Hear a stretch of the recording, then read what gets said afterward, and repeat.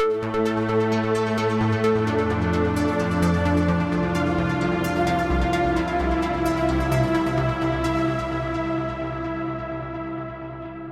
and welcome to the Sensibly Speaking podcast. This is Chris Shelton, the critical thinker at large, coming at you for another episode of the Three Apostates.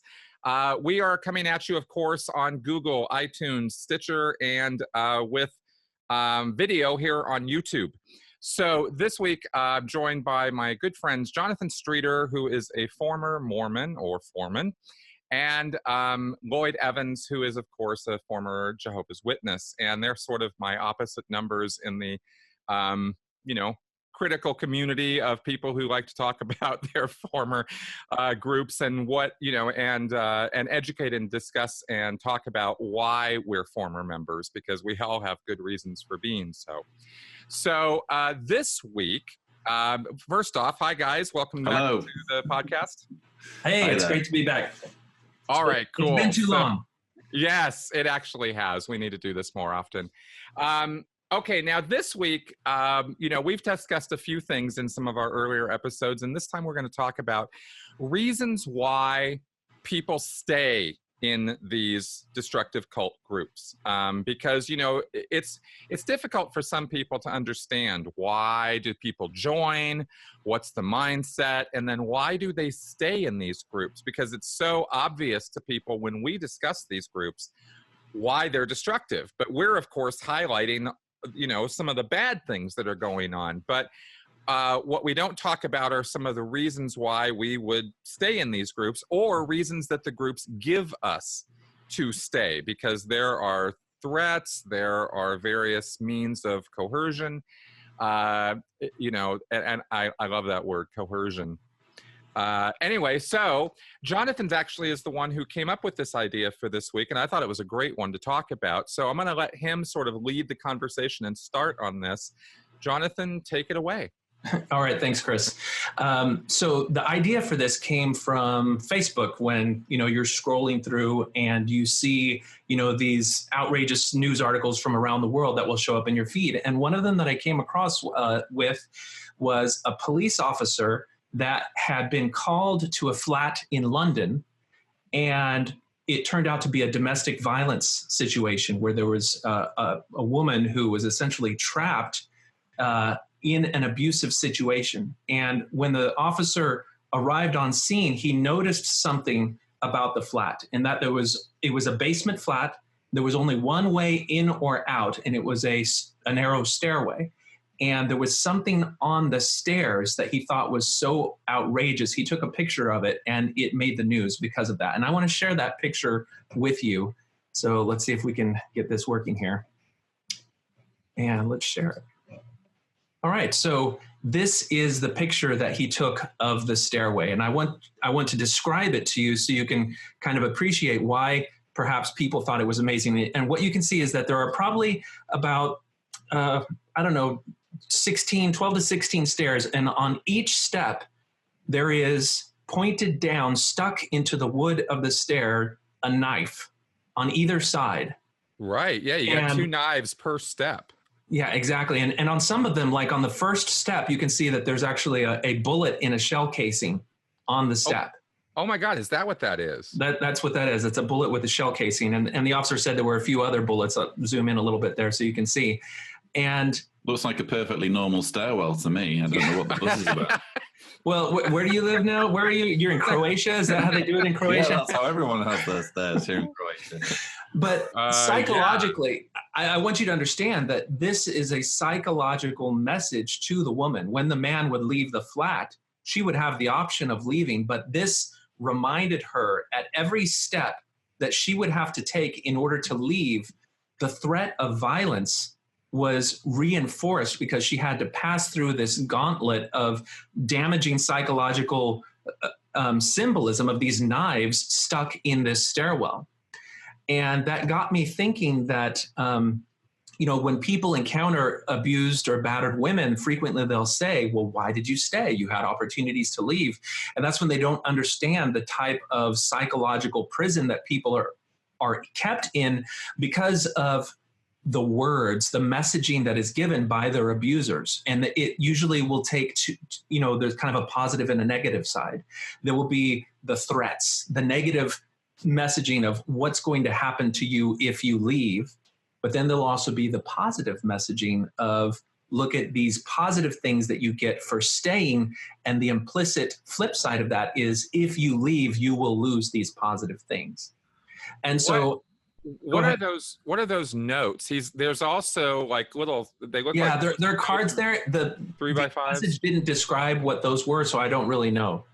But I thought that the power of this type of symbolism, I could very easily take each of these steps and include some of the negative messaging that we get in Mormonism that are the implicit threats of what will happen to you if you leave. And so I created another image, which is basically at each one of those steps, in addition to the knives on each side of the image, you have some of the things that we have been told by our church leaders will happen to us if we leave the group.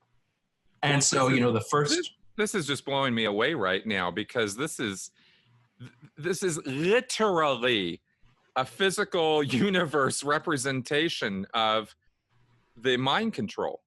Exactly. And the beauty of the symbolism of this is the only stairway that this woman could take to get out, is that for each of us in our journey out of our controlling group, we had to pass a gauntlet of negative messages and positive messages that, by implicit threats because of losing them when we leave, we had to pass through this in order to escape. And so anyone in any group that wants to get out of an abusive environment has to understand that these threats are part of an abusive relationship. And hopefully with that understanding, they can see that the threats lose their power to some extent. Wow. So what I wanted to do is I wanted to go over what the Mormon threats were, and then see if you guys have any parallels in the Jehovah's Witnesses, in Scientology, about the types of threats that you have. So I want to focus on the negative messaging first, and then we'll take a look at the positive messaging. Yeah. So some of the ones, and I sent a message out to the ex-Mormon community saying, what are some of the threats that were important to you when you left? And a lot of them are encapsulated here. So the first one is that your soul is condemned to eternal damnation. Mm-hmm. And in Mormonism, that, Joseph Smith originally set it up a little differently. He said there's no real hell. There's 3 levels of heaven. And so everybody's, Hitler's going to be in a level of heaven. Right. We talked about that before. Right. Right. But you can find quotes from leaders that say, well, really, if you're in the highest level of the highest heaven, then that's heaven and everything else is damnation. And so that is part of the threat. So if you leave, you're going to be consigned to a level of glory that is less than the full level of glory, which is a form of damnation. Now, Lloyd, I imagine that there's something very similar in Jehovah's Witnesses. I was going to say, not necessarily, because Jehovah's Witnesses don't believe that the soul is eternal. They obviously do believe that there's a possibility of eternal destruction, which I always think that the word eternal is kind of redundant next to the word destruction. When you're destroyed, you're destroyed. So they think that the worst that could happen to you is that you die without the possibility of a resurrection. So I guess the equivalent for witnesses would be you are destroyed without hope of resurrection. So it's basically annihilation. Your existence is eternal annihilation. Yeah. Wow. Okay. What about Scientology, Chris? Well, their statement and the big threat of leaving Scientology or losing access to Scientology is you lose your eternity. That's how it's phrased. You don't want to lose your eternity. And what it's a sort of a negative thing or a reverse sort of thing, because it's not what you're gaining, it's what you're losing, right? In other words, you're giving up this potential to live in a causative, proactive, self-assertive, self-determined existence for the rest of eternity. You're giving that up, you're losing that. And what that means, of course, is that you are damned in a way. It's not damnation in that God or a higher power is cursing you.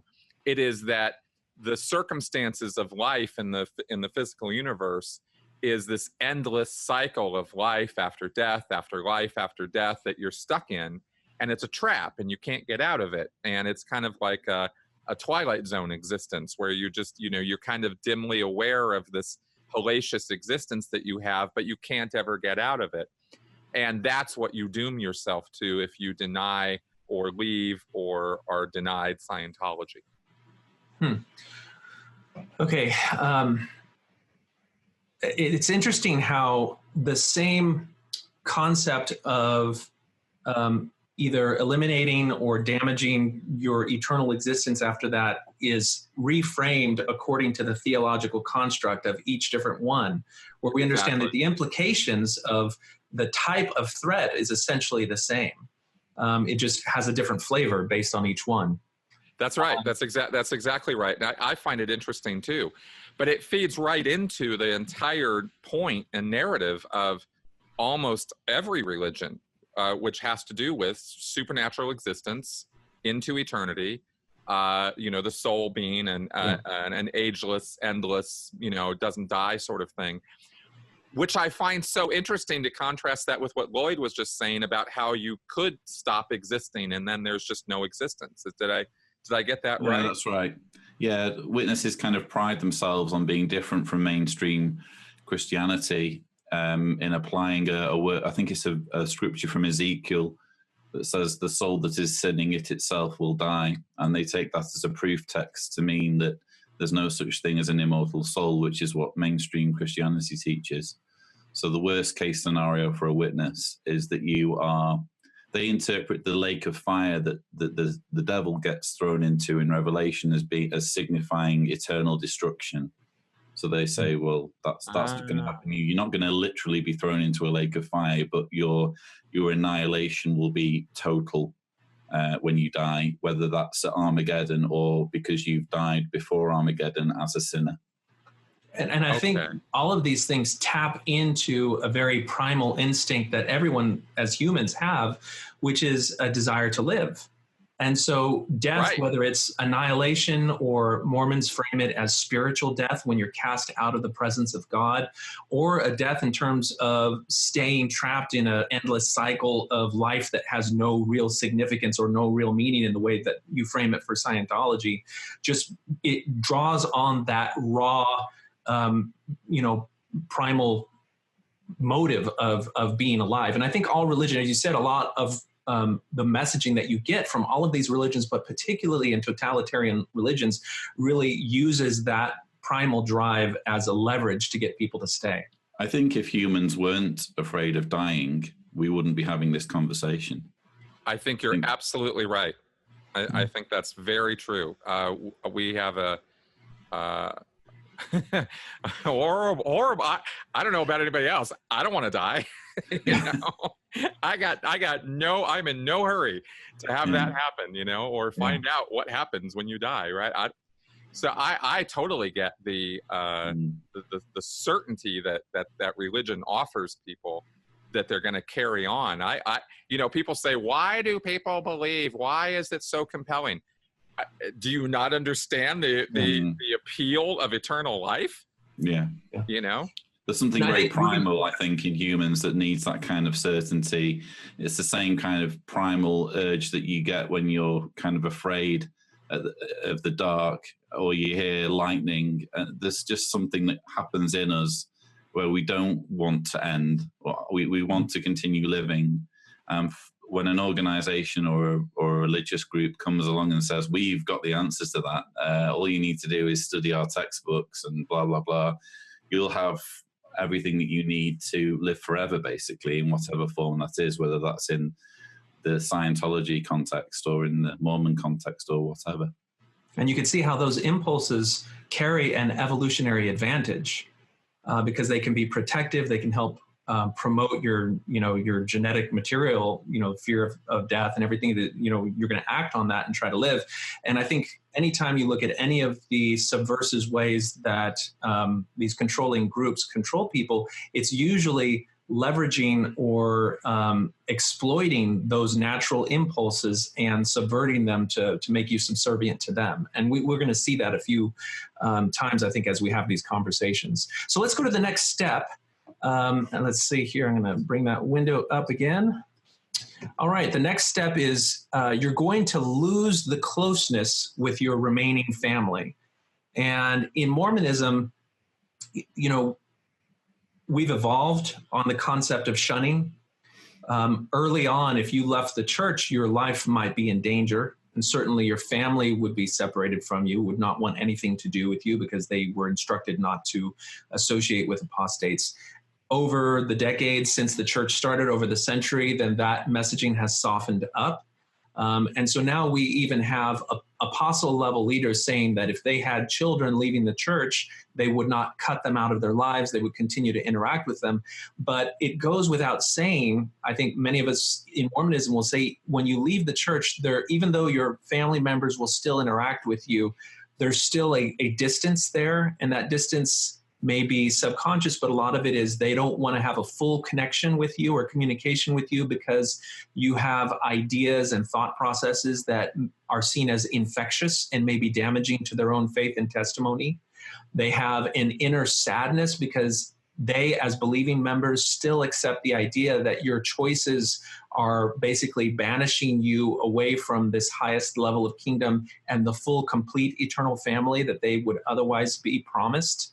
And so there leaves a distance that remains there that is to be overcome. And because we have this history of past leaders giving very strong messages that have really never been disavowed, even though they've been softened, it allows the more orthodox, the more fundamentalist mindset to go back to those other ways. And we have stories of people who are no longer welcome in the family home because they left the church, or who are written out of the will of their family because they left the church.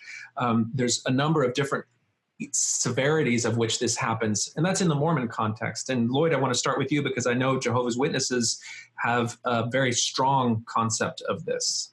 Yeah, in fact, so strong that I guess that's the only, I don't wish to kind of pull holes in this model, but that's the only kind of problem I have with the stairs model, is that it almost kind of, I know that's not the intention, but it seems to kind of grant a degree of equivalency to each of these kind of issues. For me, the issue of shunning is dominates all of the other issues, and I think that's the same for a lot of people who are trapped in the organization. We now have terminology, PIMI, P-I-M-I, physically in, mentally out. So there's P-I-M-I, which is physically in, mentally in, and P-I-M-O, which is physically in, mentally out.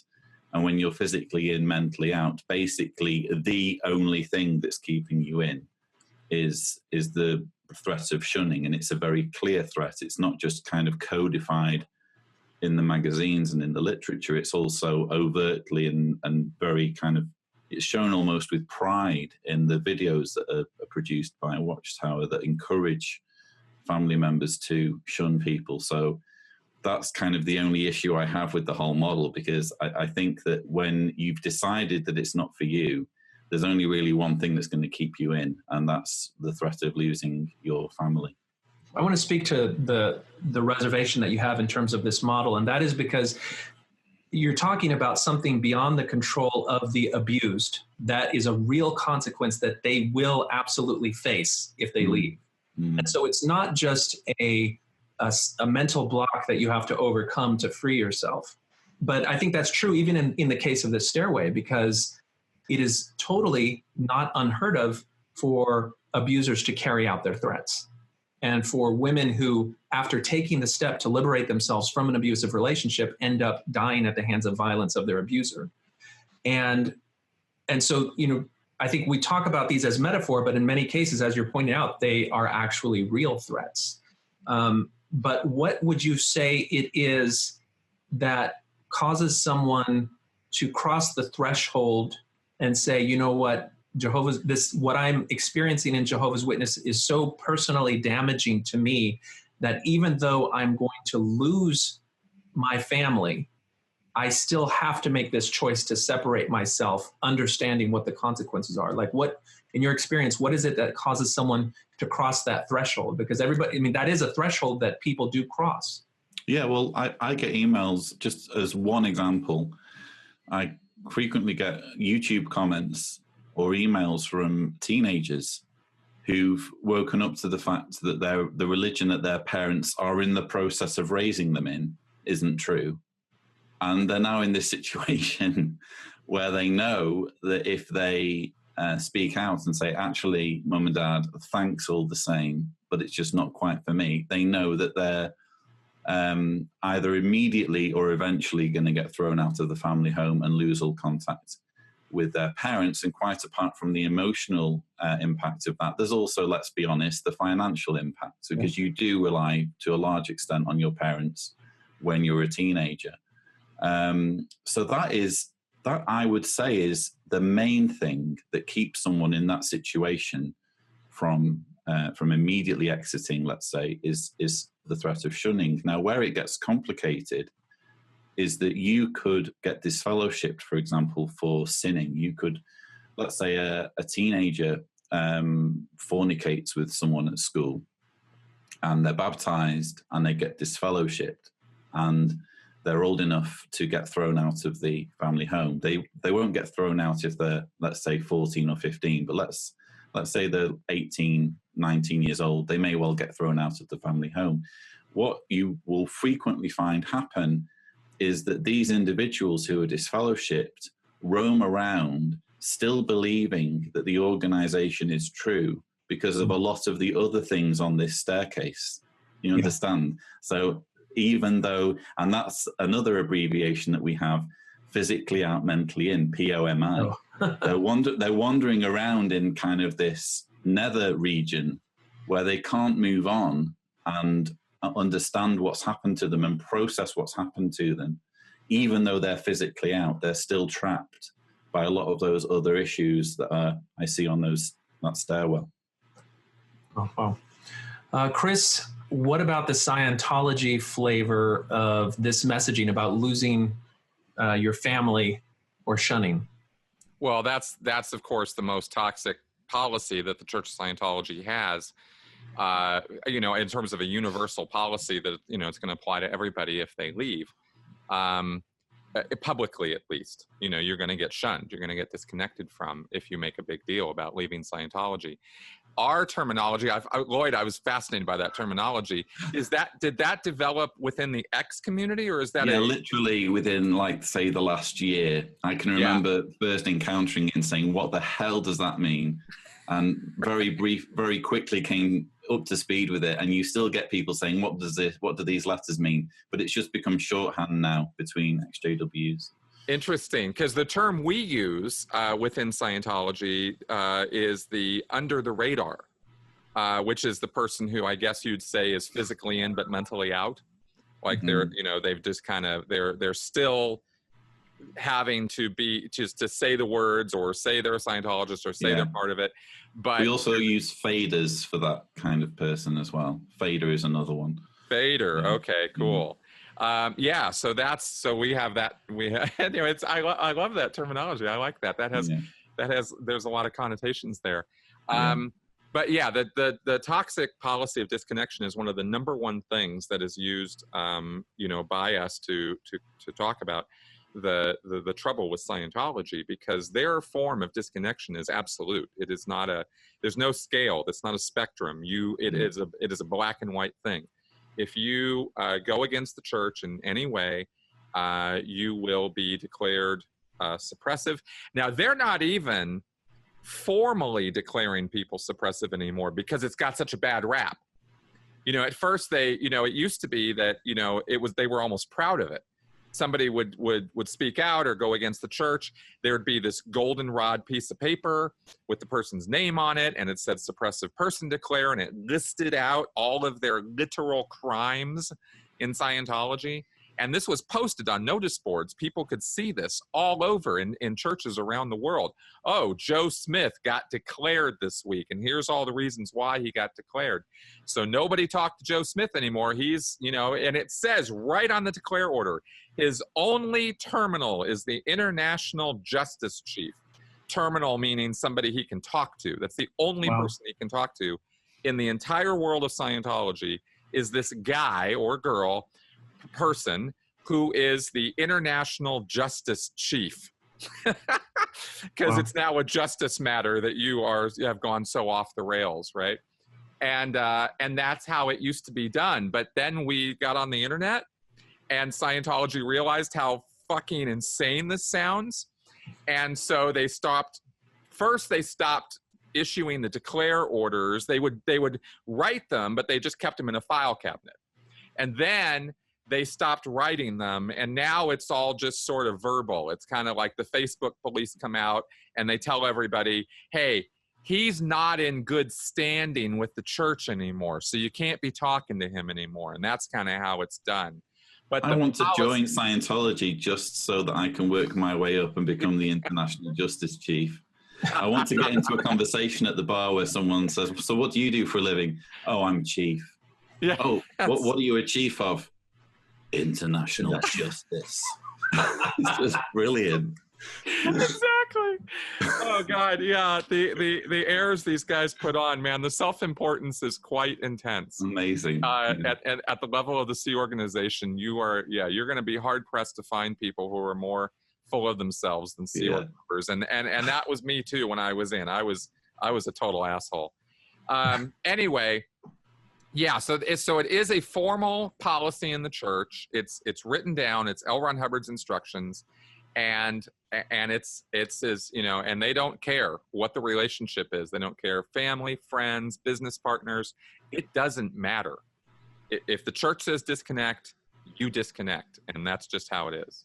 Now, it seems like the intensity of that doctrine in Scientology, it's depicted really well in Leah Remini's series, where it's not just that you're declared suppressive and then you must be shunned, but then if anybody in your family does contact you and it is known, then they, by doing that act themselves, fall into that category. Is that correct? Yes, that's absolutely right. You will be, that's again why it's so absolute.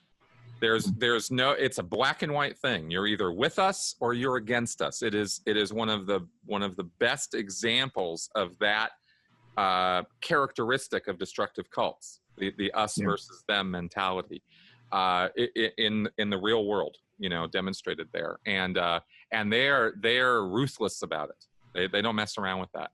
What about you, Lloyd? Is that same sort of secondary doctrine true in Jehovah's Witnesses, where if you're being shunned and if you leave and your mother or father or grandfather decides to maintain contact with you, are they also disfellowshipping them? It's not quite as straightforward as that. So you can be disfellowshipped for socializing or speaking to someone who is themselves disfellowshipped only so long as you are not one of their relatives. If you're a non-relative, then you can be disfellowshipped for speaking to a disfellowshipped person. But if you are a family member, there isn't actually judicial action that can be taken against you. In other words, it's not something that's kind of punishable by the rules of the religion. It's just that in almost any magazine article or video that Watchtower puts out on the subject, they're constantly saying it's just not something you're supposed to do. And so there's all of the emotional guilt tripping is there, and parents are told that they need to treat someone who's disfellowshipped basically as though they've died. And not even worse than that, they're not supposed to mourn them. They use a verse, I think, talking about Aaron losing his sons or something like that, where it said that they weren't even to be mourned. And they say that's how you should be with your relatives, but it's not kind of codified that relatives can get disfellowshipped for speaking to disfellowshipped relatives. Yeah. I have a question. Has it always been that way with the Jehovah's Witnesses from the get-go? No. Okay. No, it came in 1952, the disfellowshipping arrangement. Before that, the only way you could be excommunicated as a witness was by the president. And the president did excommunicate. One example is Olin Moyle, who was a senior Watchtower official who wrote an open letter explaining all his grievances with Rutherford, and he was officially excommunicated from the religion. If there were grievances in the congregations, they were dealt with sort of between the congregation members, and there was no kind of formal disfellowshipping policy until 1952. And even then, it was possible to disassociate. So you could decide, this is no longer for me, I just don't believe it anymore, but I mean well to all of my believing friends and relatives, and we're going to talk and everything's going to be fine. And you could do that from between 1952 and 1981. In 1981, they had a huge apostasy purge, including one of the governing body members at the Brooklyn headquarters, Ray Franz, who later went on to write Crisis of Conscience. And with all of the paranoia that got whipped up surrounding this apostasy purge, they basically made the rules more severe and said, we're making this fellowshipping and disassociation virtually the same in terms of the punishment, so that if you disassociate, it's as though you've also sinned. It's as though you've been disfellowshipped. And in both cases, you should be shunned. So... Was that 1981 action taken in response to some internal crisis or something? There's very compelling evidence that it was a direct attempt at snaring Ray Franz, because when Ray Franz left, he actually resigned from the governing body, or he was put under pressure to resign. And he went out to a congregation, I forget where it was somewhere in northeastern America. And I think, or was it down in Alabama? I can't remember. He went out to a congregation and befriended someone who ended up getting disassociated. And this person who he befriended was his boss and also his landlord, because he was living on his land and doing work for him. And because this person was disassociated, the theory is that Watchtower wanted rid of Ray Franz, so they changed the rules so that he could be incriminated for having contact with his friend who was disassociated. Wow. And although it can never be proven that that's what happened, I think Ray Franz writes in his book that he was told by someone that in the Watchtower article where they changed the rules, someone told him they did everything except mention your names. You know, it was almost like they'd crafted this scenario just to trap him. So that is interesting, because I want to be clear about this. So this is a case where things actually got worse in the Jehovah's Witnesses over time, as we come closer to modern times. Definitely. That is interesting. That actually pokes a little bit of a hole in my theory about the cults and mainstreaming. So yeah, and it continues to get worse. It continues to get worse because rather than kind of, I mean, what you could do is you could have this rule about disassociation and shunning and the way apostates are to be treated, and you could just not talk about it. You could just kind of have it there. And it's for elders to kind of talk about. But what Watchtower is doing is it's basically celebrating it. It's making videos about it.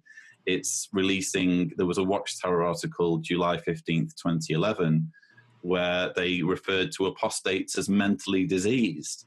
And so Watchtower is almost kind of, you know, sticking the boot in almost. It's quite astonishing. The more pressure there is for them to kind of go mainstream and start easing things up a little bit, the more they react like kind of a caged tiger and really double down. Interesting. Yeah, I think, Chris, your theory probably is based on the idea that the people in charge of the organizations have an understanding of why they're so odious to the rest of the world and are adapting to overcome that, when I think in some cases that's not the reality, and the leaders really believe that by clamping down more and becoming more fundamentalist, that they're going to somehow purify or purge or make it to, you know, the last cleansing or Armageddon. And I think they really believe that they're spokespersons for God. Yeah. And they view any external criticism, including criticism from apostates like me, they view it as like a test. as to whether they can kind of hold on to these quote unquote Bible commands that they've inherited. And so for them, it's a test of loyalty. Now, I want to point out on this issue of shunning, it's another case where it's leveraging kind of an evolutionary impulse that we have, and that's humans are social creatures, and our first social group, as we understand it, is our family. And so it's another instance where these groups are using your family and the threat of depriving you of them as part of their weaponry. And with that said, let's go to the next one, which I think is, we won't have much to say because it's very similar to that, and that's losing your friends. Yeah, when I first saw that, I thought those two things were going to go hand in hand for the most part. Yeah, and I think that, Lloyd, you spoke a little bit to how things are a little bit different in Jehovah's Witness if you're not direct family members. I experienced this myself, where people who I perceived as friends in the church and would interact with very congenially, once you leave the church, you just drop off their radar. Like, it's just, there's no reason for them to maintain that contact anymore. Well, it can happen in Jehovah's Witnesses even without you leaving the church, because they have this principle based on 1 Corinthians where they call you bad association. So all you need to do to be bad association is just start missing a few meetings. And even though you're still technically a witness and you haven't done anything wrong, people will start distancing themselves from you. Yeah. All right, so next we have God's disapproval. And this is where, Scientology is a little bit different probably than what I want to hear that. But, in Mormonism, certainly for you to go apostate is, we have lectures from the earliest church leaders that you are expressly rejecting God and his commandments. I want to read one quote that is from Brigham Young. It's like, what have the Latter-day Saints got to apostatize from? Everything that there is good, pure, holy, godlike, exalting, ennobling, extending the ideas, the capacities of the intelligent beings that our Heavenly Father has brought forth upon this earth. What will they receive in exchange? I can comprehend it in a very few words. These would be the words that I should use: death, hell, the grave. That is what they will get in exchange. We may go into the particulars of that which they experience. They experience darkness, ignorance, doubt, pain, sorrow, grief, mourning, unhappiness. No person to condole within the hour of trouble, no arm to lean upon in the day of calamity, no eye to pity when they are forlorn and cast down. And I comprehend it by saying death, hell, and the grave. That is what they will get in exchange from their apostasy from the gospel of the Son of God. He was a cheerful chap, Brigham Young, wasn't he? He was, when he wanted people to listen. That is like some heavy shit to unload on somebody, man. That's sinners in the hands of an angry God type. Exactly. Someone should name a university after him. But there's this idea that when you leave the church, it's not just that you're leaving an organization. You are leaving the grace of God. You are leaving the goodwill of God. And, this is messaging that affects both the person that leaves as well as the people who are left behind in the organization. And when these groups equate their word with the word of God, it makes it harder psychologically for you to toss them over.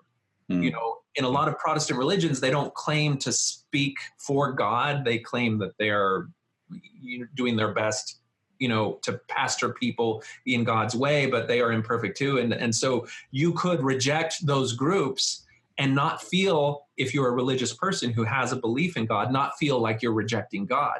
But so what you need to do to create this step is you need to blur the lines between what you want from people and what God wants. Oh, exactly. We get that all the time in Watchtower propaganda. They're constantly referring to the organization and to God interchangeably. Yes. So they'll say, oh, Jehovah has assigned this couple to serve on this island in the Pacific. And it's an assignment from Jehovah, they'll say. They won't say it's an assignment from Watchtower. Wait, you guys get that at the local level too, not just the governing body? Oh, yeah. Even just the branch. If you get, let's say your elders ask you to do something, it's interpreted as Jehovah's direction. Oh, wow. So it's not just the Pope who's speaking for God, it's any elder. Anyone in authority in the organization, because it's all part of the same structure. Yep. Yeah, that's exactly how it is in Mormonism. My very last calling was the facilities organizer, which meant primarily that I had to organize the members to come and clean the toilets.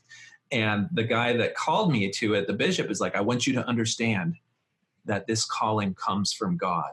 This is where I see you more as an international justice chief. I don't know. I do too, frankly. But I was the international toilet clean chief. Exactly. I'm sitting here imagining somebody handing you a toilet bowl cleaner and saying, "This is from God." Just metaphorically, that's God really doesn't like you. Yeah. Well, no. You have to understand, though. Apparently, God really doesn't like dirty toilets. Indeed. Yeah. Well, no, it's that God doesn't like actually paying real janitorial services. Sure. Even though you're a multi-billion-dollar corporation. Right. But this whole idea of God's disapproval, though, I think drives a lot of people to stay because they feel like rejecting the organization is the same thing as rejecting God.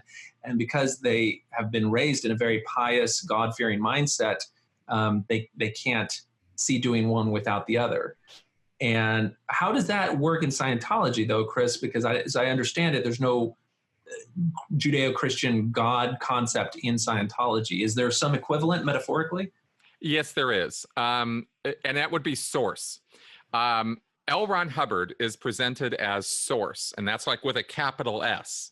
So and when you say sauce, do you mean like barbecue sauce? No. Source. Source. There's no accent here. Come on. I'm an American. I don't have an accent. Okay, so L. Ron Hubbard is the source of all of Dianetics and Scientology, right?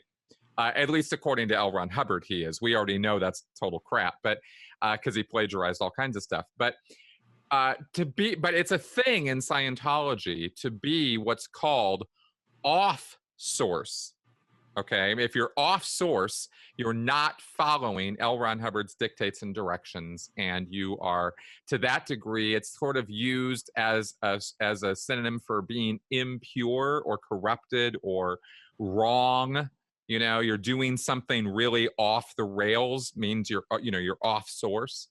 And this isn't something that's how do I put this? I mean, it's there. It's always there, but it's not necessarily like the worst thing you could do, but it's up there, being off source. And you can be accused of this for any number of reasons. But it's something you don't want to be. You want to align your life with L. Ron Hubbard's dictates and directions. And L. Ron Hubbard is not worshipped in Scientology as a god, but he is revered as a genius philosopher and researcher, and he is somebody who commands respect and who you willingly give, quite a bit to, because of his genius and all the discoveries that he made. So he's pretty close to a god, though, isn't he? Because don't you guys keep an office free for him in every ideal look? That's the highlight. Whenever I kind of binge on Scientology tour videos, which I just find hilarious for my own personal reasons, the highlight is when they get to L. Ron Hubbard's office, which is obviously empty, but that it's there for him if he ever comes back, isn't it? It is. And actually it's funny because in this week's Q&A, I actually answered a question about this exact thing. Because I never thought when I was in Scientology that Hubbard was coming back. That was not a thing for me. I never thought, he died. We were told he went off spiritually to do more research on, to get his teeth fixed. Yeah, well, yeah. Dude. I'll tell you, I didn't even know he had bad teeth. I mean, all the photos are all photoshopped and everything. Sure. But we thought he was going off to do more research and stuff. So I had a very kind of a practical view of it. It was kind of like, hey, we're on our own now. We got to make this thing go. It's sink or swim, right? And to me, the offices were always sort of a tradition. It was kind of like a monument to Hubbard. That's what those offices represented as far as I was concerned. It never dawned on me ever that he was coming back to take possession of his office. You know, that was not a thing for me. I was kind of surprised to find out when I got out that the other Scientologists did not share that view, that some people really thought he was coming back, you know.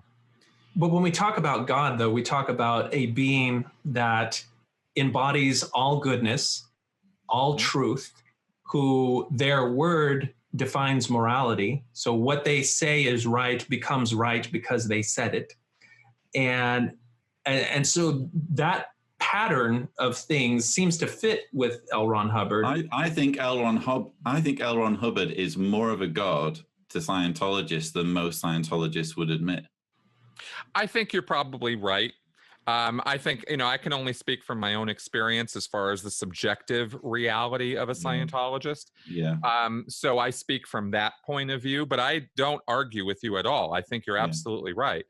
I think that the description you just gave, though, Jonathan, of what a god would be also a very apt description for any cult leader. Yeah.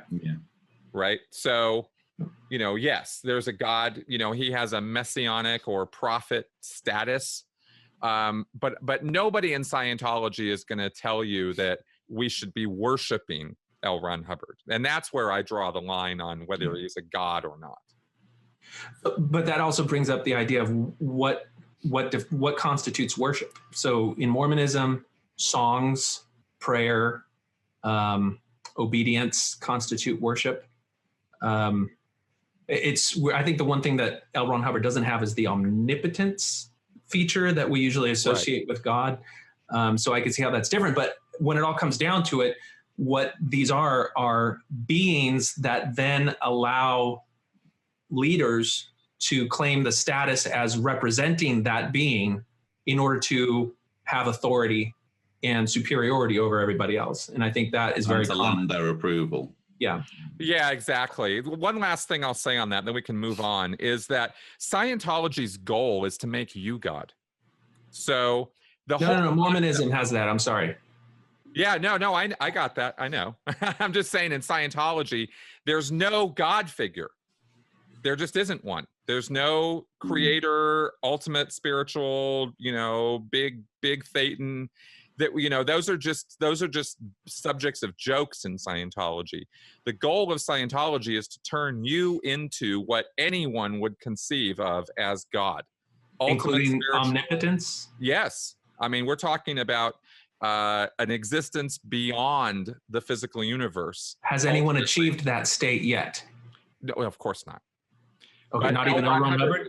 But L. Ron Hubbard was thought to have. Right? If anybody did, L. Ron Hubbard did. We all were following in his footsteps. He's the one who left this trail of research that we could follow and all of these techniques and methods in order to accomplish that. Yeah, that's a remarkable parallel with Mormonism, in that Mormonism believes that there's this spiritual organism that has an embryological state and goes through phases to become God, and our earthly life is part of that state. You know, you could say that you could liken it to like a butterfly or something, or a frog going through different stages of life. And so, you know, as God is, man once was, and as man is, God once was, and as God is, man will become, I think is the couplet, something like that. Right. And that would be very parallel with the concept of Scientology, except that there is no God figure. There's just L. Ron Hubbard, who said himself, I'm not a god, I'm just a man. And I just figured a bunch of stuff out, and I'm leaving this trail of research for you guys to follow. And that's kind of how Scientologists are with that. All right, well, let's go on to the next step then. So next this is an interesting one. It's trapped in Satan's power. So in Mormonism, there is a very real Satan. He is the adversary. He is, within the pantheon of spiritual figures in the premortal existence. He's one of the children of God the Father, just as Jesus is one of the children of God the Father. It's just that he chose to defy God. He was the first apostate, and set himself up in opposition to Heavenly Father, to God the Father and his purposes, and thereby Jesus Christ. And so the messaging that we're given both in our scripture and in talks from leaders is that Satan is out to destroy God's plan. And that means he has to destroy the most important parts of God's plan, which include the family, which include the belief and obedience and faith of each of the members, because by preying upon and destroying those things, he will thwart God. And so we're told when we start to question leaders, that is the first step in going into Satan's power. And if we eventually reject the church and reject the gospel, then what we have become is we have become fully embraced in Satan's power. And then there's all this messaging about how your life will be destroyed because, Satan will not take care of his own. But the idea that there is a real physical entity, a real, not physical, but a real entity who is working to destroy people's souls and is an enemy of your soul plays into the messaging that you're given. So not only are you rejecting God when you leave, but you're also embracing Satan or the adversary. Right. What do you have on that, Lloyd? I would just change power to influence, trapped in Satan's influence. And I would just point people to my very latest JW Broadcasting rebuttal, which is talking all about that basically, and in which a governing body helper named Ken Flodin, who is just an awful, awful teacher. It's worth watching him talk just to see how bad he is at doing his job. He uses this really convoluted analogy, complete with footage of glass blowers, and he compares people glass blowing and creating wine glasses to the way Satan manipulates people into becoming, quote unquote, vessels of wrath made fit for destruction. The whole analogy is based on a verse in Romans 9, which when you actually look at the verse in context, says that it's God who makes vessels of wrath fit for destruction, not Satan. But he glosses over that and launches into his analogy anyway. It's quite interesting, but that would be the JW equivalent, just change the word power to influence. So is Satan an actual being in Jehovah's Witnesses, like out there somewhere? Yeah. And he stopped being portrayed with horns and a pitchfork quite some time ago. There's pictures of him because he's described in a verse somewhere as being handsome, I think. So he's portrayed as kind of this kind of. Yeah, he was supposed to be the most beautiful of the angels. Yeah, exactly. Yeah, so he's not portrayed in the classical way that you would imagine, but he's considered a very real entity. An anthropomorphic, like humanoid or ephemeral. He's trapped in Earth's biosphere, having been hurled down there in 1914 by Jesus, when Jesus established his kingdom in the heavens. And that event kickstarted the last days. And the First World War is seen as evidence that when Satan and his demons were confined to the Earth's biosphere, they immediately started getting up to mischief. How much of a role does the fear of being influenced or under the influence of Satan play as somebody leaves? I would say an infinitely secondary role to the fear of shunning, which is what I said earlier, that they don't have equivalents in my view, but it's definitely one of the things that you're told is that if you ever leave the organization, you'll be basically a pawn of Satan. One of the things that I distinctly remember is laying in bed one night after I had been reading and I had learned a lot of stuff of history. And we're told that Satan is the great deceiver and that he can use a bunch of truth, insert one lie, and completely distort things. And I remember thinking to myself, what if I've been tricked by Satan?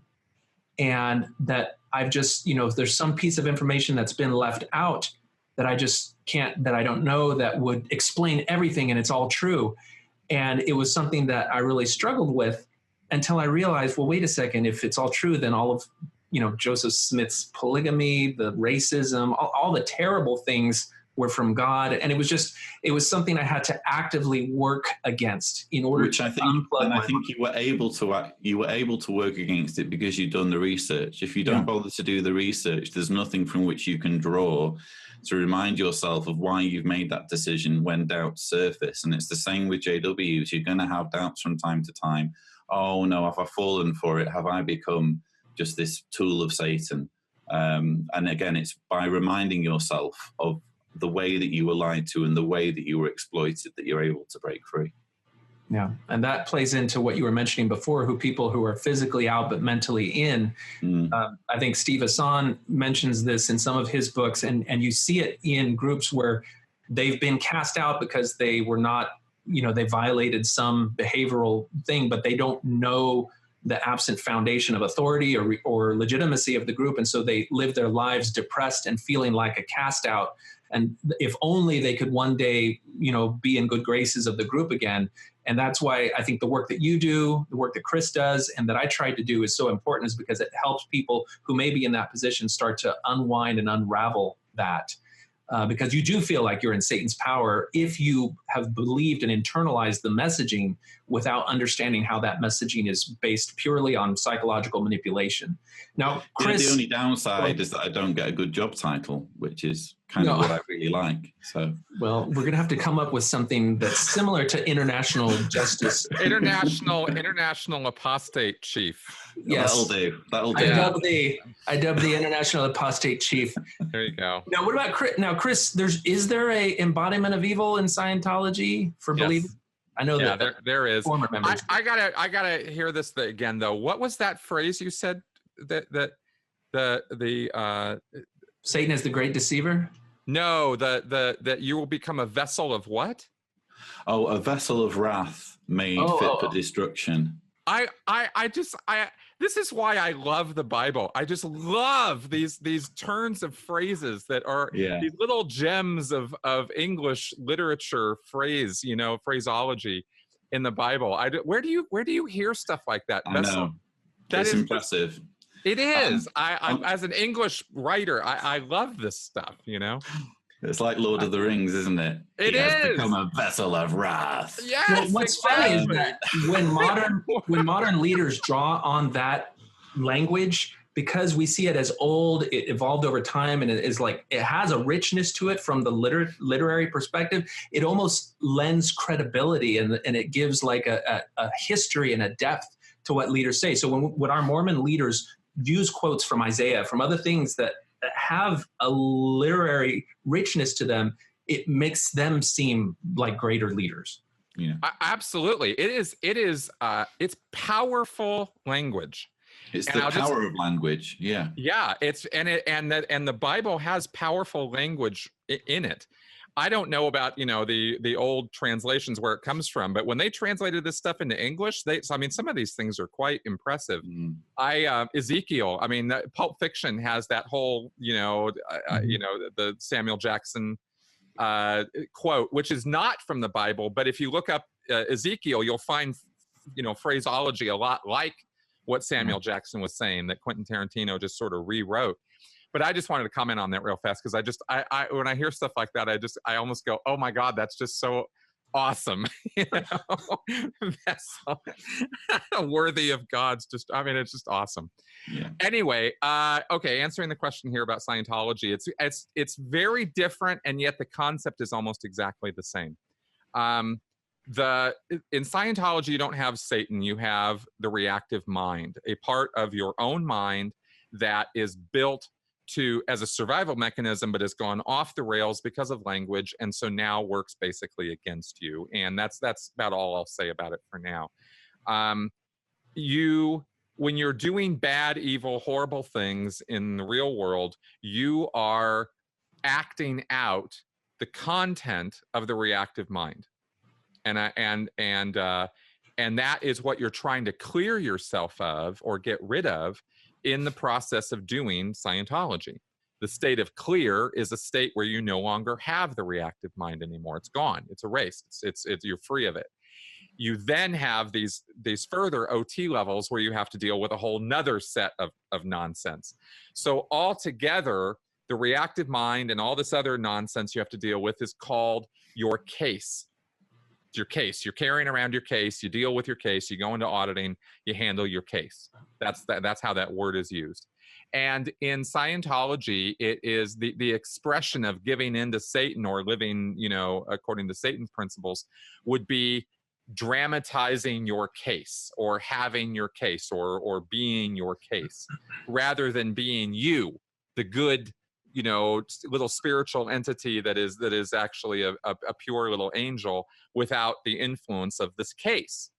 So, if you give up on Scientology, you're just giving in to your case. You're just giving over to that, and you're just becoming, basically willfully becoming a kind of a monster or a person who is immoral and will just do whatever your case tells you to do, rather than being the good, moral, upright Scientologist who's clearing the planet and saving the world. So that's kind of the analogy in Scientology, I think, to that. And if you leave, of course, then you can't handle your case. You can't deal with the reactive mind at all, because you're not going to be getting any more auditing. And that's the only thing in the entire universe that will handle your case. So basically, you'll be under your own influence, or the influence of your kind of primal self. Yes. Yeah. Yes. The accumulated billions of years of accumulated stress and trauma and bad, horrible things that have happened to you, that you now revisit on other people because you have no choice. You become kind of the way Hubbard puts it is you're sort of an automaton to your case. It tells you what to do. It dictates actions to you, and you are powerless to, not do anything except what it tells you to do. So only if you remain in the light, so to speak, if you remain a good Scientologist and you keep going and advancing up the bridge to total freedom, that's the only route you have to get rid of that case. There's nothing else in the universe you could do that would, no amount of prayer, no amount of good thoughts, no amount of good deeds are going to handle that case. Only auditing will deal with that. So that's why Scientology is the only route to pure freedom. From a psychological manipulation perspective, that is brilliant, because it basically says that any thought process or any awakening or awareness that you have that would lead you to reject what L. Ron Hubbard set up is the definition of evil. That's right. So, and it's within you. So basically anyone that escapes and liberates themselves from Scientology is having to accept the evil part of their brain. And so they would have to understand and redefine their inherent morality to know that by acting on those judgments, those impulses that are from within themselves that would liberate them from that, does not define them as an evil person or a bad person. Yeah. That's very that's powerful. right. I can understand how that would keep people trapped. Oh, big time. Yeah. And the other point I wanted to make about that is that you have the power to overcome that. If you through force of will, you can temporarily stave it off. If you're willing to part with thousands and thousands of dollars. Well, it's sort of, yeah, exactly. The idea is you can stave it off, and you better pay your money and get in session and get that auditing. Because, But that's that created dependence, where the solution to that state is a dependence upon the group. Exactly. And there's no other way. This is your one thin, tiny hope in all of the endless trillinia of this universe for a road out. That's how Hubbard puts it. Yeah, as I listened to you describing that, it reminded me of a concept in Mormonism that stands a little bit apart from God good, Satan bad, and that is that there's this idea that the natural man is an enemy to God. So even though Mormons believe that you're born innocently, your body and the temptations of the flesh that come along with it predispose you to carnal desires that then Satan leverages in order to get you to disobey God. But it's the natural part of your body, which it seems a little bit parallel to what you're talking about, that, that part of somebody's mind that puts them in adversity with God's commands. And so all that, I think, is in the milieu of being trapped in Satan's power. Yes. Also in Scientology, just because since you just brought that up, I'll mention that the body itself also, exactly like you just said, the body has its own urges too, right? Without the spiritual entity, the body would still be alive. but it would run, but in the same way that, say, an ape is alive or a dog is alive, it would not be driven by only animalistic impulses. Yeah, it would not be a thinking, analytical creature. It would be, Hubbard described it more as a, you know, and he didn't say the word zombie, but that kind of idea is what you get. And so it's the thetan, the spiritual entity, that imbues morality and rationality and thinking and that kind of thing. But it's influenced by the basal impulses and instincts of the body, which exists as its own living entity. Yeah. So Jonathan's got some special underwear he can prescribe for those sorts of urges, I think. You know, the underwear protects you from fire and automobile accidents. You have to control your own urges. But, so let's go on to the next one, because this one was particularly interesting to me. So this one is Your Life Will Fall Apart. And I don't know if you guys got this kind of message. I remember in one of the last communications I had with my stake president, the local leader, at the end of an email he sent to me, he said, you know, when your life falls apart, don't go blaming the church. And the idea here is that when you leave the church, when you leave the pathway, the covenant pathway of obedience to the church and its leaders, then you're going to miss out on all the blessings that you receive by obedience. And so you're going to lose, you know, harmony in your home. You're going to lose peace of mind. You're going to not do as well in your job. Financially, things are going to fall apart for you. You're going to suffer calamities. And, you know, when that happens, just remember that it's because you rejected God and you rejected the church. And it's a fear-mongering tactic. I think it exploits the variety of things that happen in everybody's lives. You know, everybody is going to have good times and bad times. And it's kind of like, you know, the ancient gypsy's curse. If somebody just says, you know, when the bad thing happens, it's because you did this or because I cursed you, then you're going to live your life. Something bad is going to happen because something bad always happens. But because they've planted that idea, if you don't understand how those ideas have no power, you're going to attribute it to what was said before, and somehow that's going to work on you psychologically.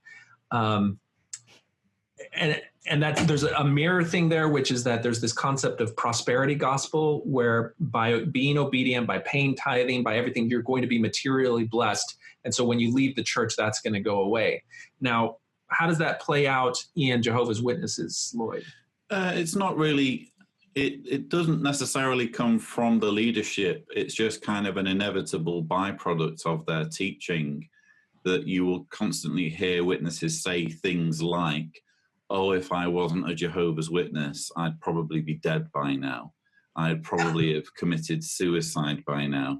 There's nothing outside the organization for me. I'd just be miserable and pathetic if I wasn't a Jehovah's Witness. And the sad thing is that there's kind of a kernel of truth in there, because when you do get cast out of the organization, especially if you do grapple with doubts, it can be pretty horrific, and your life can be pretty shitty for a while until you reestablish your sense of community, and until you process what's happened to you.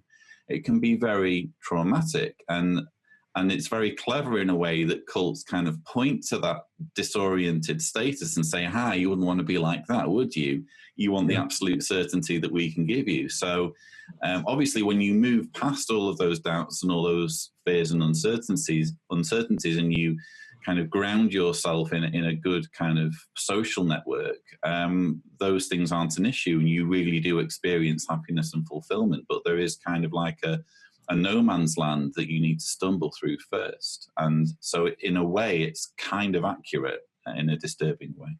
I love the point you made about the accuracy of it, because I think it's, unless you go through it, it's hard sometimes to understand how really devastating a crisis of faith that occurs when you discover these things are, and it can totally disrupt your identity, your life.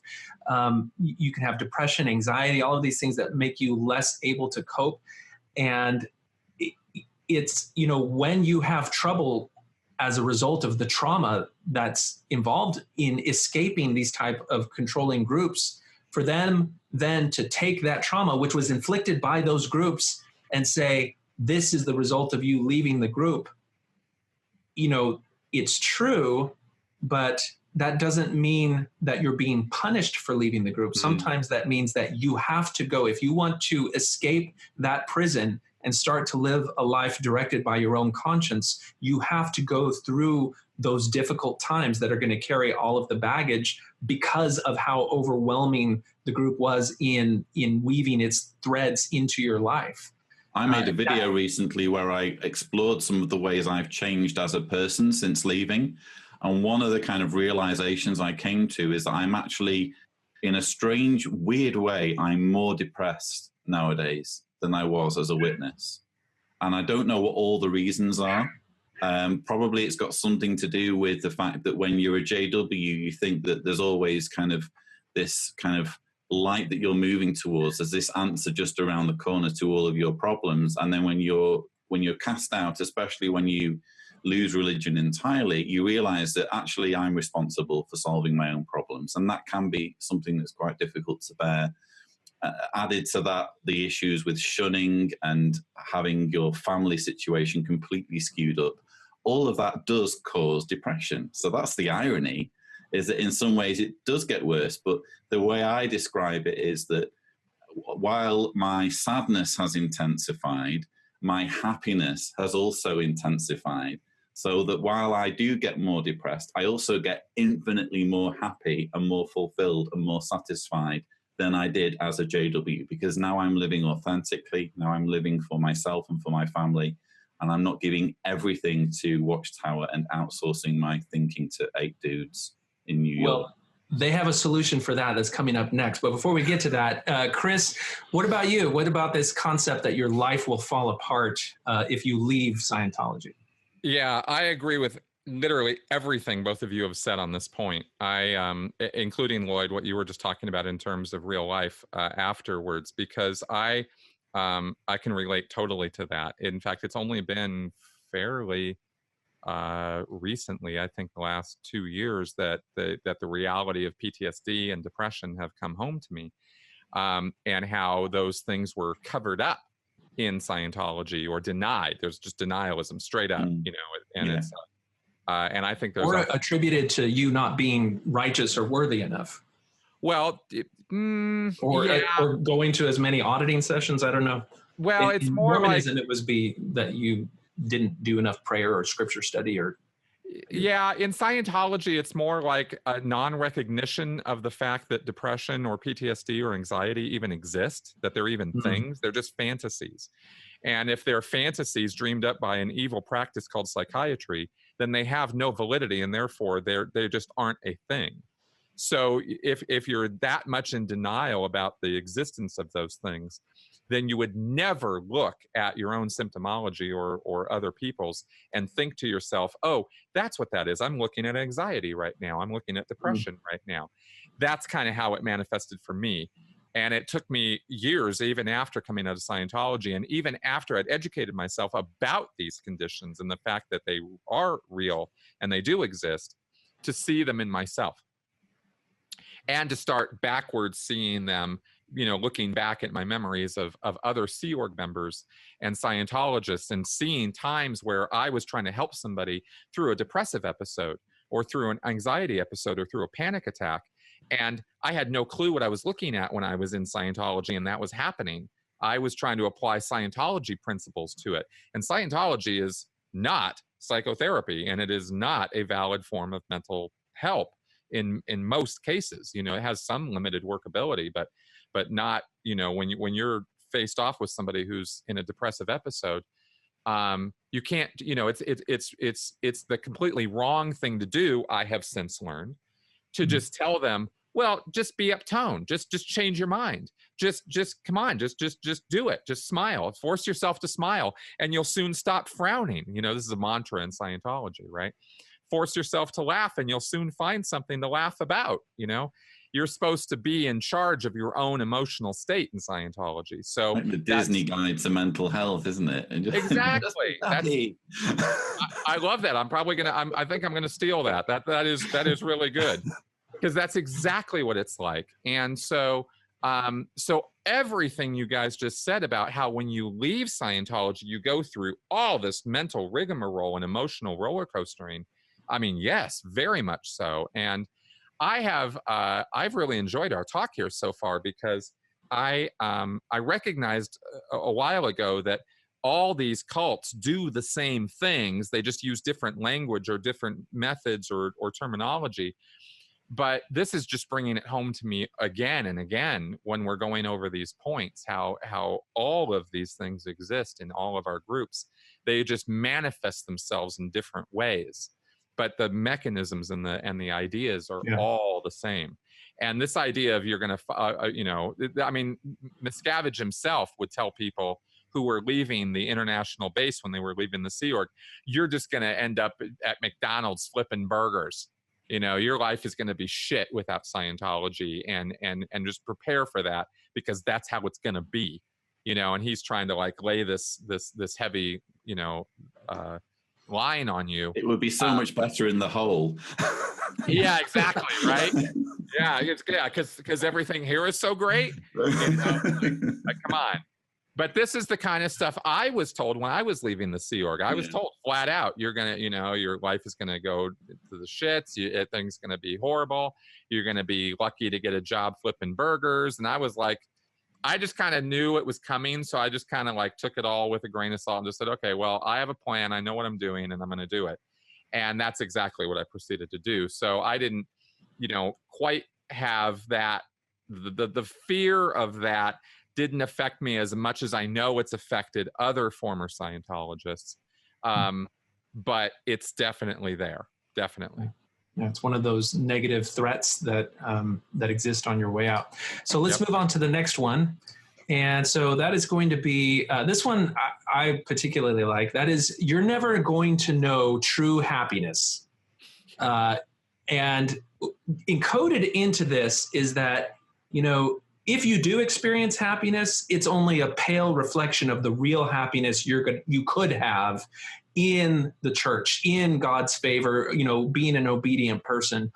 And we even see this, like when people leave and they do find the happiness that comes with determining your own way, with seeing the world with, you know, unvarnished eyes that allow you to find beauty where you see it, to be true to your conscience. When you experience that happiness and then you go back and you interact with your family, and I know we're kind of embarrassed in that we can't interact with our family. I'm sorry, you guys can.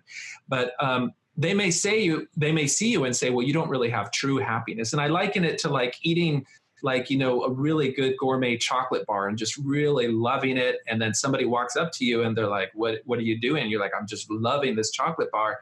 And they're like, well, you're not really loving that chocolate bar. You know, that your perception of happiness is defined by you, but what they're doing is they're subverting that and making it where you're never going to be really truly happy.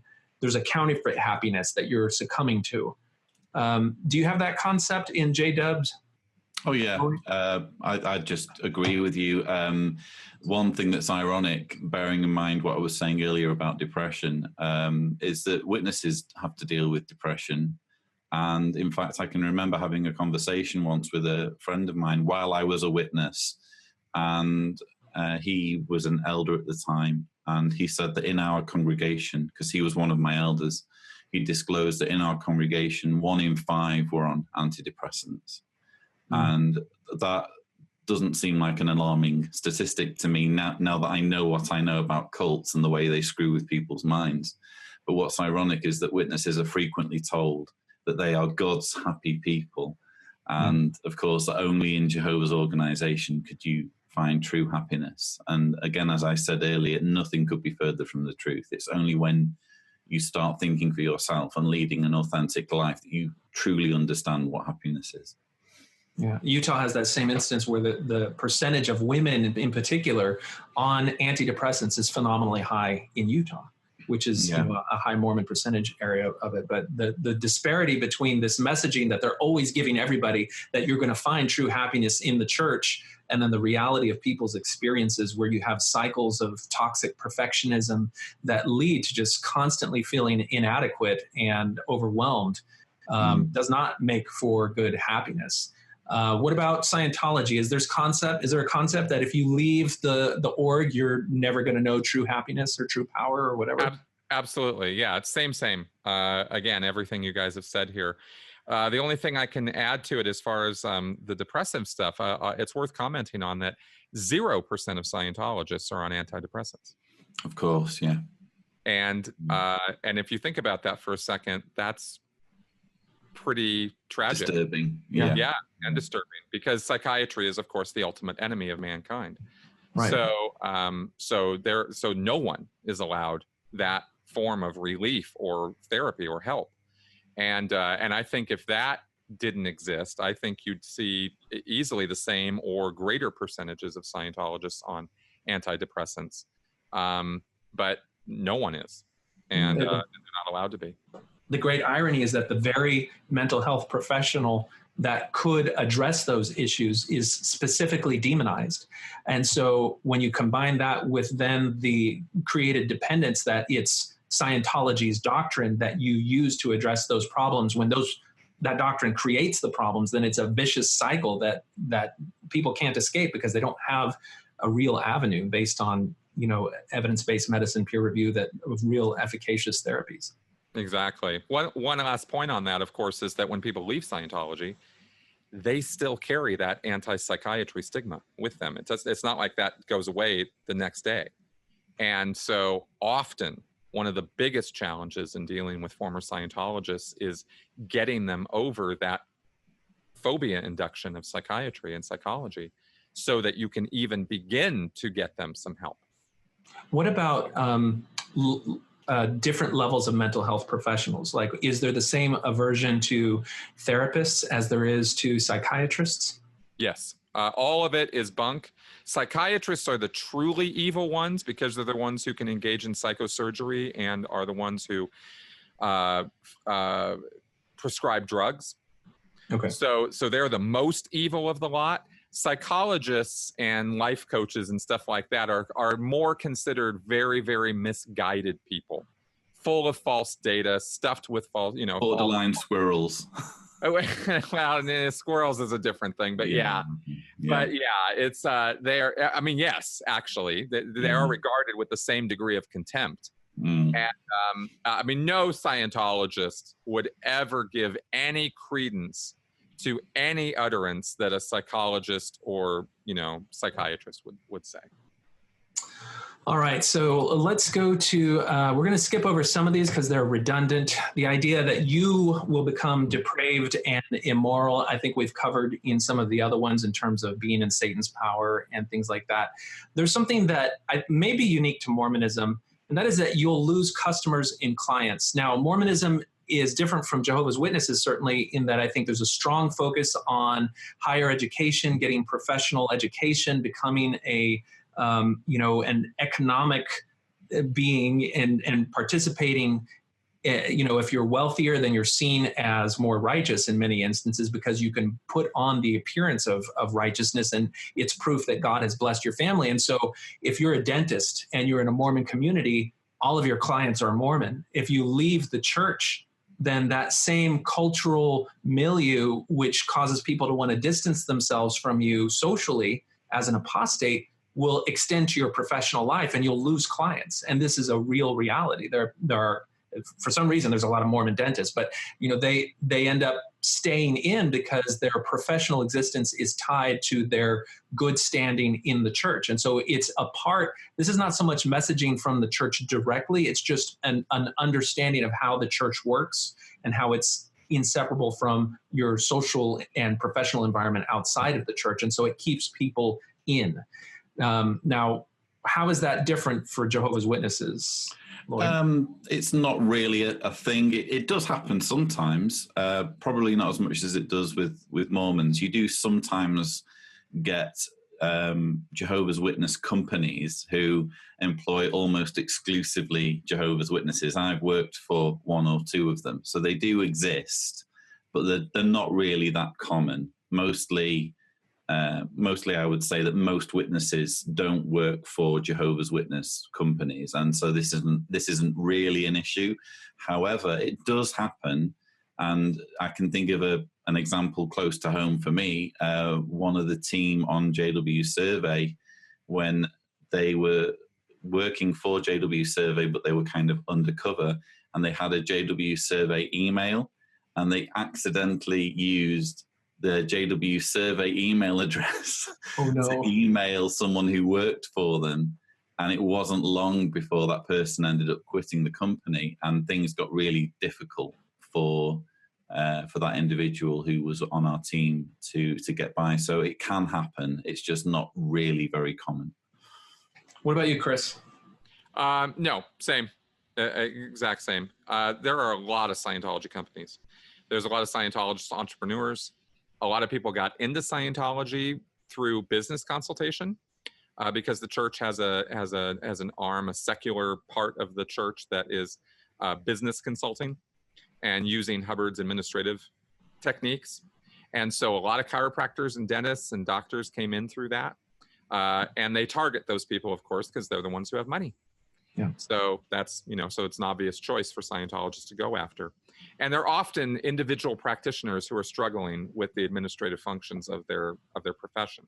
So Scientology comes in as sort of this, rescue. We're going to save you from all this administrative disaster and nightmare that they never taught you because you didn't go to business school. You went to chiropractic school or you went to medical school. So we're going to give you this fully complete technology that's going to, revolutionize your business and get you tons of customers. Is this one of those things where it has a different name? You don't realize it's connected to Scientology at all until much, much later?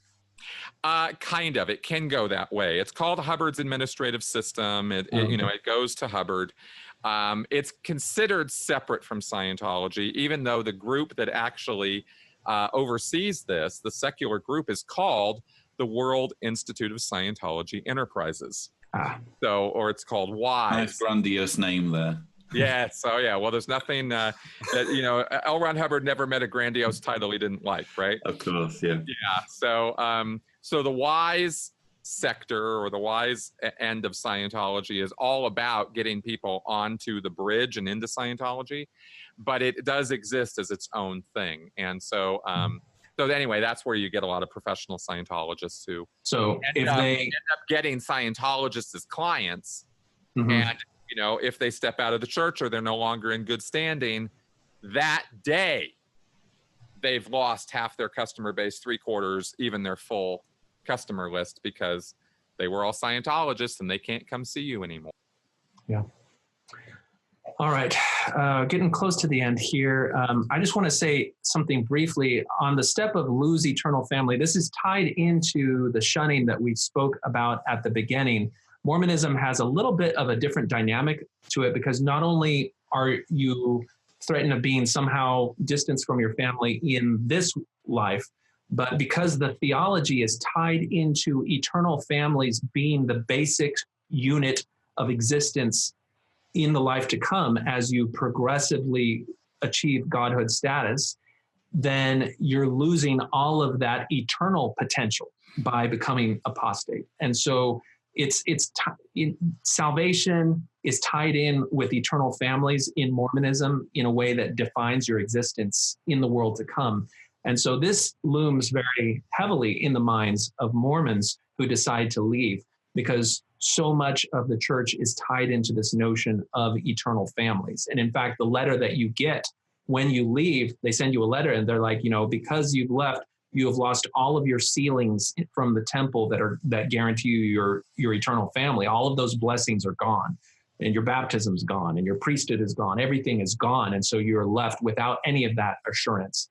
Now, I know I don't think either of you guys have kind of an eternal family concept for the hereafter, unless you consider God's whole family as one. What do you have to say on that, Lloyd? No, that I'm blanking out on that one. Yeah, no, that's okay. We're going to have things that are isolated to a particular theology.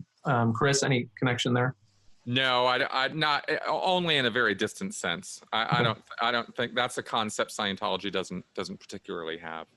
All right, so let's go to the last one that I have listed here, which is lost certainty. And I think this one was particularly meaningful to me, because one of the things that each of our groups does is it answers all of life's most difficult questions.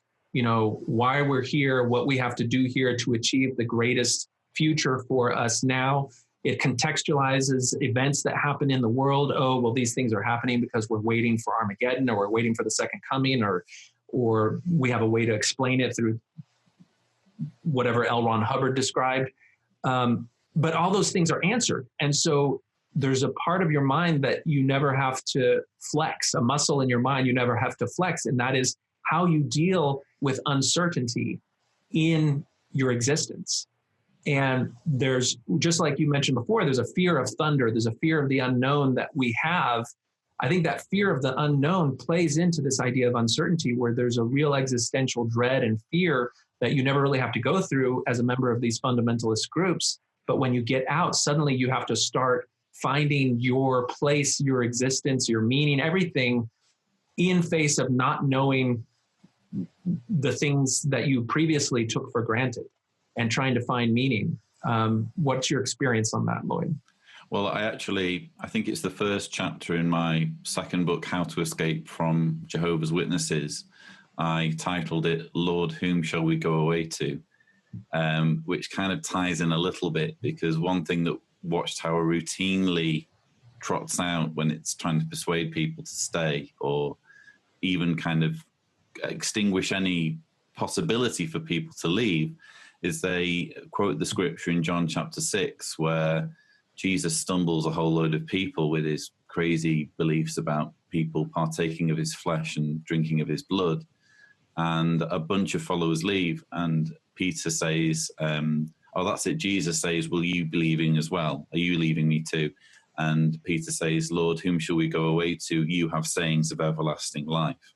And that scripture is routinely used by Watchtower to say, listen, there is nowhere else to go, is there? As Peter says here, where else are you going to go?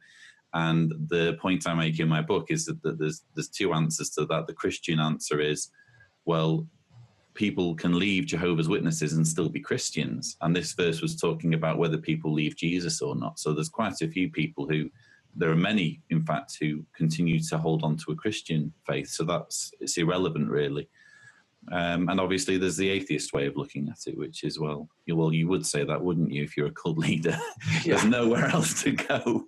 It's funny that you bring that up. Mormons use that exact verse, like just recently in the last conferences, like, where else are you going to go? And so that's been part of the ex-Mormon mantra is, well, where else am I going to go? I'm going to go on a walk in the beautiful mountains instead of being confined in a church on Sunday, and I'm going to have a second Saturday. And I'm going to find, things that are beautiful and meaningful for my own life. And thank you very much. Indeed. What about you, Chris? I think this whole thing just speaks to the characteristic we talk about with destructive cults of certainty, of being the only true path. And that's what they have to convince their followers of, because if you can get the same goods with some other group and you go over to that group and they're not anywhere near as abusive or something like that, you'd be like, okay, well, hey, everybody, come on over here. But, so they have to convince you that you leave this group and you're lost. You're going to lose everything. And that's definitely the case with Scientology. I was talking about that actually hit me upside the head pretty hard after I got out. I had to I figured that out for myself, that business about certainty, that I had lost this certainty that I had, that I had all the answers, everything made sense, everything was had an answer, and I had those answers in Scientology. And the reason I twigged on that was I started realizing all the things that Scientology didn't actually answer. There were all kinds of things. There were contradictions. There were big gaping holes in the dogma, unanswered questions. And I had been so busy all the years that I was in Scientology convincing myself that it was my failing of not seeing those answers, or that I hadn't gotten high enough to a high enough level in Scientology to get all the data and get all the answers. And so I was always blaming myself. But after I got out, I saw much more clearly the lie of that. But I did miss the certainty. Yeah.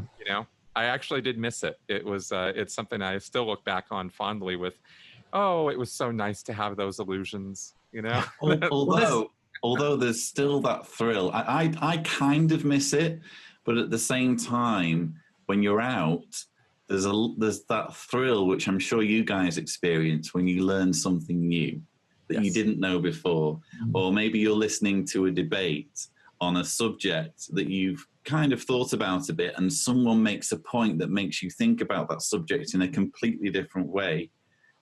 That again is not a way that you would have even been allowed to think when you were in a cult. And that kind of thrill, I think you can't put a price on. I prefer that to the certainty of that. Oh, I've changed my mind on something. This is incredible. But just the ability to own your mind and to have an opinion on something that you don't have to first filter through the decrees of a religious leader. Yeah. Like I remember, how do I know what's right or wrong in politics or government? Well, I need to go back and I need to ask, I did look at the words of the prophets and what did they have? It was like that with us. We would literally, if there was a subject where we were uncertain about, we would literally say, well, let's go on Watchtower Library and see what Watchtower Library's got to say. And we'd go on the computer program that searches through all the publications and find an article on the subject. You don't have to do that anymore when you're out. You can just reach your own conclusions. It's brilliant. Yeah, it is. And that feeling of ownership over your mind is, you can't trade that. Yeah. No, for sure. In Scientology, it's what would Ron do, or what did Ron say about it, right? Yeah. And that's the first line. You always have to go and find that out. And it's only if, he didn't really talk about this ever or cover it. Oh, okay, good. Then I get to have my own opinions about it. Okay, great. Otherwise, obviously, you're going to agree with Ron, right? I mean, duh. Yeah. And the thing, what the publications say. Yeah, and what that does is it leaves the process of really thinking about an issue, discovering what your own moral foundation is, independent of illegitimate religious decrees, and then working through that issue in your own mind and your own conscience. Like that is a process that I think you get better at and you develop through your life. And for people outside of these controlling groups, it's part of maturing into an adult, is being able to go through that mental exercise. And it, if your brain is kind of like a muscle, it helps develop you as an individual, as a mature adult. And so when we say that people in these groups are infantilized, they remain in an infant-like state mentally, a lot of that is they never have to take any step beyond, well, what do my leaders have to say about this? And then once they learn that, that's all they have to think of. The thinking has been done. And so that's where I feel like I didn't really become an adult until I left the church around age 38 and started to have confidence in my own inner voice. Completely. I could not agree with you more about that. In fact, as you were talking, I was sitting here thinking about the fact that one of the many tragedies of second-gen members of these cultic groups is that they don't ever get beyond that infant stage. They never get to a place where they learn to process information and think for themselves in the same way that somebody who was never who grew up before they had a cult, then they had a cult experience, but they got to learn to be an adult first, and they got to learn to think about things first. Second gens don't have that experience. All right, so we're getting close to the end. There's two things I want to do next, and then we'll close it out. So the first thing is I want to drive home the point that what we've looked at here is essentially a bunch of threats and a bunch of negative things. And if the group was dominated by only this message, I think it would be much more of a toxic environment. It would be harder to find goodness and peace. And so what these groups have done is they've found ways to take these exact same threats and formulate them as positive statements. And so you can recreate this type of staircase and have it only have nice, positive things. Family is forever. Obedience brings blessings. The Holy Spirit guides. Choose the right. Service and self-sacrifice. Blessed are the peacemakers. True happiness. And so all of these messages sound good. They're good, positive statements, but they're tied to you conforming with the group, to you staying with the group, to being obedient, to being within the, within the graces of the leaders. And so even though these sound positive, when you understand how the psychology works, these are all implicit threats because you're going to be deprived of all of these things when you leave. Now, would you guys say that you guys have that type of positive messaging with implicit threats in your particular group? Oh, definitely. I'm looking at that one, obedience brings blessings. We had in 2012 or thereabouts a video for children where they were singing a relatively new song in the Witness kind of songbook, Listen, Obey, and Be Blessed. Oh, yeah. I won't regale you with it, but if you think about how culty that sounds, listen, obey, and you will be blessed. You have to obey. It's so Orwellian, but you don't look at it that way when you're inside. You just think, well, we're being obedient and we'll get the blessings, you know. That's right. You don't think for a moment what gives these people the right to demand my obedience. Yeah, absolutely. What about you, Chris? Yeah, for sure. Same. I mean, there's all these thought-stopping cliches and mantras in Scientology that go along with all of what you're listing out here. The joy of creating, operating on the greatest good for the greatest number. There's just these little things that have significance in the world of Scientology. Nothing quite as Orwellian as listen, obey, and and be blessed. Nothing quite that, keeping Scientology working is a big one, huge one. You got a KSW, keeping Scientology working. That's a huge deal in Scientology, because it basically is saying that along the same lines of you follow the dictates, keep Scientology working. And that's the only and real and true path to happiness and spiritual enlightenment. So yes, again, same, different wording, same concept, same intention, and also, of course, very much the implied threat of if you were to leave, if you weren't pure, if you weren't on source, follow source, be on source, those kind of things. Then you're damning yourself to losing your eternity. So, all right. The last thing I want to do is, as I was researching this, looking for past statements, I noticed a pattern, and that is that there were certain adjectives and descriptors that were always used to the faithful, and then a different set of descriptors that was always used to describe the apostate. And when you just isolate those descriptors and list them, you can see how powerful language is at creating an image of an apostate in contrast to the faithful, which is another psychological barrier to overcome as you are going through a crisis of faith that you realize may lump you in with the apostate. So these are the adjectives that we found for faithful people: friend, humility, benevolence, charity, obedience, kindness, harmonious, superior intelligence, enlightenment, covenant keepers, noble. And those are the signs of words that you would hear faithful. And then immediately it would be contrasted with the apostates, which are described as the enemy, pride, arrogance, enmity, contention, envy, deceived, naked, destitute, darkened, covenant breakers, lazy, or weak. And you can see in just the adjectives that are used to describe these two people, there's no room at all given for the idea that somebody could choose to leave an organization and still be an individual of integrity, an individual who is good at the core, who is a moral being. And just this black and white way of framing those who choose to become, unbelievers or to leave the faith is a psychological barrier that you have to overcome in your journey out. Do you find that same sort of, painting the tone of the apostate happens in your group, Lloyd? Definitely, but probably more severely. I've already given the example of when apostates were accused of being mentally diseased in the 2011 Watchtower. They've been accused of being gangrenous. And another one, I'm trying to think of the word, it's on the tip of my tongue. Another thing that gets thrown at apostates is that they're lacking harmony. They're trying to be divisive. They're trying contentious. to contentious, that sort of thing. Yeah. And you could really level that to any kind of legitimate kind of whistleblower in any organization. No. Oh, they're being contentious. You have every right to be contentious if there's corruption going on, if there's something that needs to stop, if there's some kind of abuse.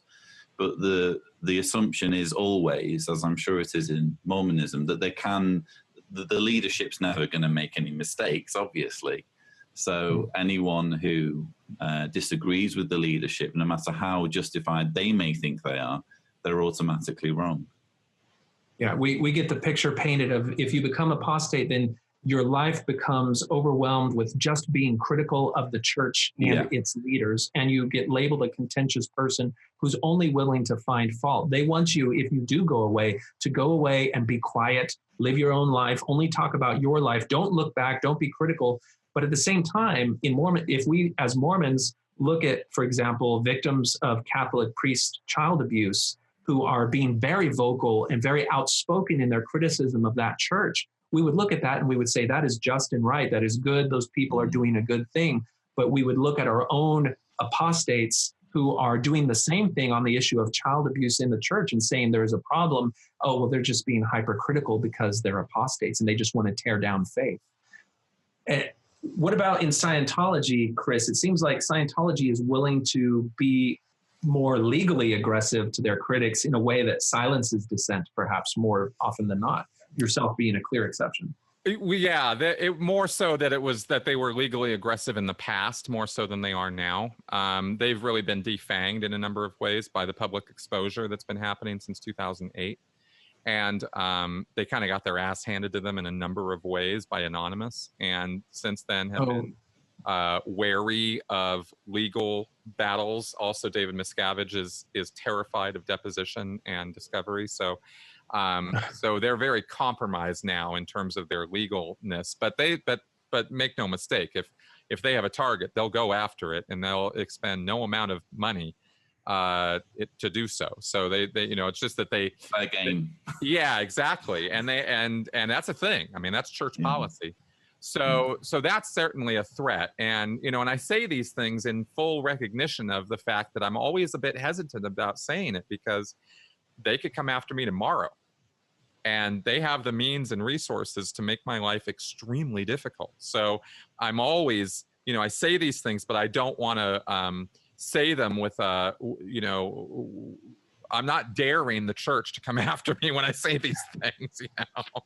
I'm just saying that empirically speaking, they're not as aggressive legally as they used to be. As far as the culture of Scientology goes, though, there's all kinds of phrases like you guys have in Scientology to talk about apostates. They love the word apostate, by the way, because it has religious connotation. And Scientology will always use language that will further its ends of religious cloaking, because there's there are arguments to be made that Scientology is not a valid religion, and I fall on that side of that argument.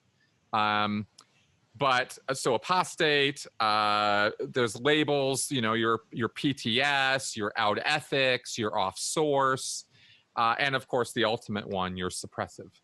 And if you're suppressive, that's funny, because all those are insider terms that don't necessarily carry as strong a universal negative tag that other people would perceive it. That's right. That's probably another reason why they use the word apostate, because it does have a derogatory negative connotation to it.